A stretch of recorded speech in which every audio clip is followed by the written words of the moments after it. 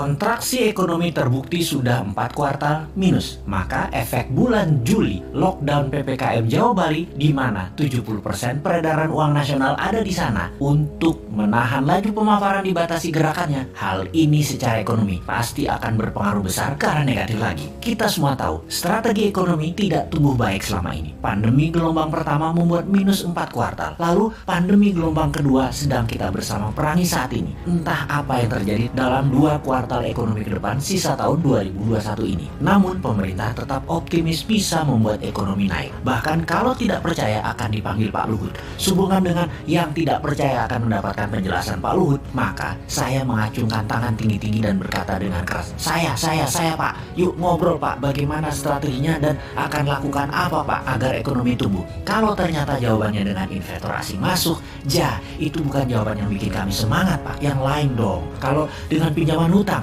itu juga bukan sesuatu yang baru. 7 tahun ini hutang naik jadi 6.500 triliun dari 2.700 triliun sisa Pak SBY. Itu juga bukan sesuatu yang wah, malah sesuatu yang loh. Jadi kalau ada yang tidak percaya mau dengar langsung dari Pak Luhut, terang saya menjadi orang nomor 1 ingin penjelasan. Saya Pak, kami berharap strategi baru yang dipakainya, bukan yang kemarin-kemarin yang terbukti membuat 4 kuartal minus, juga bukan yang membuat impor bertambah naik, juga bukan membuat tenaga kerja asing bertambah banyak di Indonesia. Yang baru Pak, yang segar, ada Pak. Juga bukan seperti selama 7 tahun ini telah berjalan memainkan kekuatan politik. Pernah membelah Golkar jadi 2 di awal dulu, membelah PKS jadi 2, membelah Demokrat jadi 2, membelah P3, membelah PAN, baik langsung ataupun tidak langsung, mendukung atau mendiamkan perpecahan politik terjadi. Jangan lagi seperti itu. Jangan terlalu berpolitiklah bernegara. Utamakan keselamatan rakyat, humanitarian. Ekonomi juga jangan terlalu mementingkan asing lah. Hutang, investor asing, kedua hasil bumi, sumber daya alam tanah air, tenaga kerja asing, pajak mencekik. Dukunglah dengan mempermudah, seperti izin di BPOM misalnya. Ada ribuan izin yang nyangkut tahunan di sana.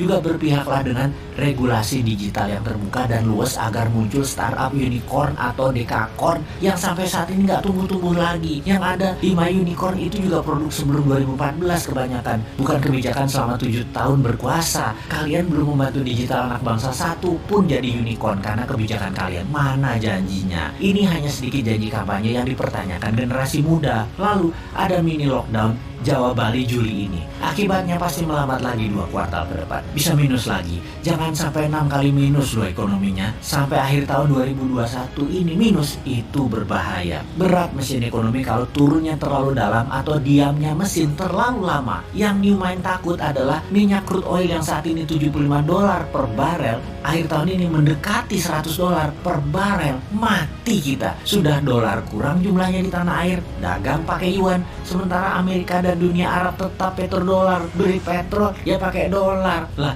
kalau rupiah jadi 17.000 terhadap dolar karena perlu dolar dan dolar langka, nggak ada dolar masuk karena yuan yang masuk. Beli minyak 800.000 barel per hari pakai apa bayarnya? Apa mau Saudi dibayar pakai yuan? Ya enggak lah, yuan belum multi currency, baru 1,7% transaksi dunia yang pakai yuan. Cukup nekat si analisa meyuankan transaksi dan tergantung satu negara Tiongkok mitra dagangnya, padahal Tiongkok bukan penyedia semua macam-macam kebutuhan, terutama kebutuhan energi. Cina nggak punya energi, Cina aja impor. Berat nih kalau crude oil mendekati $100 per barelnya di akhir tahun 2021 ini. Di sisi lain, COVID mudah-mudahan melandai sejak akhir Juli ini. Semangat vaksin kita dukung kok bos.